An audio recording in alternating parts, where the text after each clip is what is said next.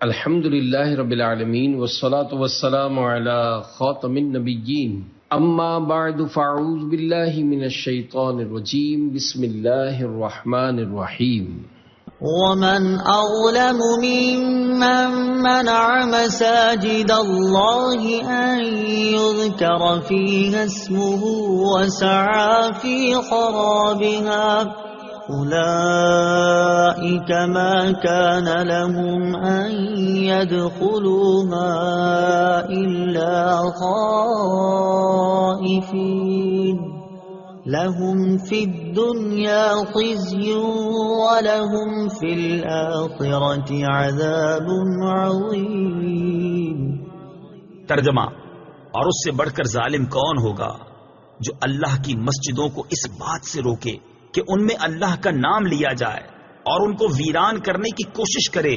انہیں مسجدوں میں داخل ہونا مناسب نہ تھا مگر ڈرتے ہوئے۔ ان کے لیے دنیا میں رسوائی ہے اور ان کے لیے آخرت میں بڑا عذاب ہے۔ ومن اظلم ممن، اور اس سے بڑھ کر ظالم کون؟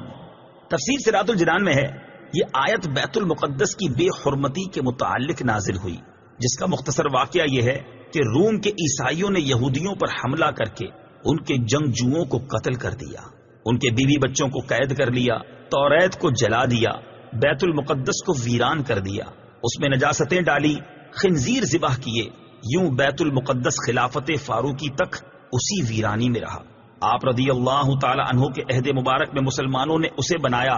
ایک قول یہ بھی ہے کہ یہ آیت مشرکین مکہ کے حق میں نازل ہوئی، جنہوں نے ابتدائے اسلام میں حضور سید عالم صلی اللہ تعالی علیہ وآلہ وسلم اور آپ کے اصحاب رضی اللہ تعالی عنہم کو کعبے میں نماز پڑھنے سے روکا تھا، اور صلح حدیبیہ کے وقت اس میں نماز و حج سے منع کیا تھا۔ ان یذکر، کہ ذکر کیا جائے۔ تفسیر صراط الجنان میں ہے ذکر میں نماز، خطبہ، تسبیح، وعظ، نعت شریف اور صالحین کے حالات کا بیان سب داخل ہیں۔ ذکر اللہ کو منع کرنا ہر جگہ ہی برا ہے، لیکن مسجدوں میں خصوصاً زیادہ برا ہے کہ وہ تو اسی کام کے لیے بنائی جاتی ہیں۔ مسجد کو کسی بھی طرح ویران کرنے والا ظالم ہے، بلا وجہ لوگوں کو مسجد میں آنے یا مسجد کی تعمیر سے روکنے والا، مسجد یا اس کے کسی حصے پر قبضہ کرنے والا، مسجد کو ذاتی استعمال میں لے لینے والا، مسجد کے کسی حصے کو مسجد سے خارج کرنے والا، یہ سب لوگ اس آیت کی وعید میں داخل ہیں۔ تفصیل کے لیے فتاوی رضویہ شریف کی کتاب الوقف کا مطالعہ کریں۔ البتہ یہ یاد رہے کہ جنبی یعنی جس پر غسل فرض ہو، منہ کی بدبو والے، لہسن، پیاز وغیرہ بدبودار چیزوں کی بو جس کے منہ سے آ رہی ہو، اسے روکنا اس میں داخل نہیں کہ یہ حقیقت میں مسجد سے تکلیف دہ یا نامناسب چیزوں کو دور کرنے کے حکم میں آتا ہے۔ یہ بھی یاد رہے کہ مسجد کے نزدیک دوسری مسجد اس نیت سے بنانا کہ پہلی مسجد ویران ہو جائے حرام ہے، کہ یہ بھی مسجد کی ویرانی میں کوشش کرنا ہے۔ البتہ اگر کوئی مسجد بنائے تو اس کی نیت پر ہم حکم نہیں لگا سکتے ہیں کہ اس نے بری نیت سے ہی مسجد بنائی ہے، الا خائفین، مگر ڈرتے ہوئے۔ تفسیر صراط الجنان میں ہے مسجد میں ادب و تعظیم اور خوف خدا کے ساتھ داخل ہونا چاہیے، نڈر و بے باک ہو کر اور آداب مسجد کو پامال کرتے ہوئے داخل ہونا مسلمان کا کام نہیں۔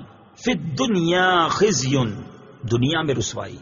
تفسیر صراط الجنان میں ہے بیت المقدس ویران کرنے والوں کو دنیا میں یہ رسوائی پہنچی کہ قتل کیے گئے، گرفتار ہوئے، جلا وطن کیے گئے، خلافت فاروقی و عثمانی میں ملک شام ان کے قبضے سے نکل گیا اور بیت المقدس سے ذلت کے ساتھ نکالے گئے۔ مسجدوں اور مسجدوں سے تعلق رکھنے والوں سے نفرت کرنے والوں کو یہ وعید اپنے پیش نظر رکھنی چاہیے۔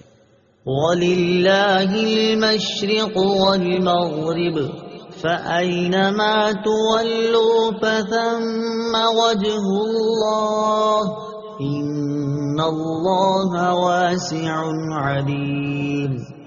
ترجمہ: اور مشرق و مغرب سب اللہ ہی کا ہے، تو تم جدھر منہ کرو ادھر ہی اللہ کی رحمت تمہاری طرف متوجہ ہے، بے شک اللہ وسعت والا، علم والا ہے۔ وَلِلَّهِ، اور اللہ ہی کے لیے ہے۔ تفسیر صراط الجنان میں ہے اس آیت کے بہت سے شان نزول بیان کیے گئے ہیں۔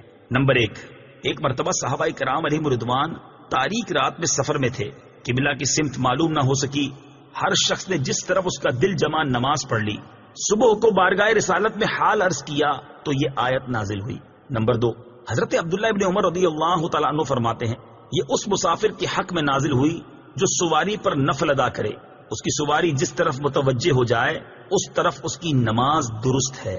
نمبر 3، جب خانہ کعبہ کو قبلہ بنایا گیا تو یہودیوں نے مسلمانوں پر اعتراضات کیے۔